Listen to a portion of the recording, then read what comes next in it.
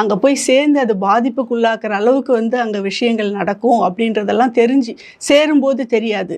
இப்போ இந்த ஃப்ரான்ஸ் தமிழச்சி ஒரு வீடியோ போட்டு அது இப்படி சர்ச்சை ஆனதுக்கப்புறம் தான் ஒவ்வொரு விஷயமா வந்து வெளியே வருது. நான் அந்த குழுவில் ஒரு 3 மாதம் தான் இருந்திருக்கிறேன். ஏப்ரல்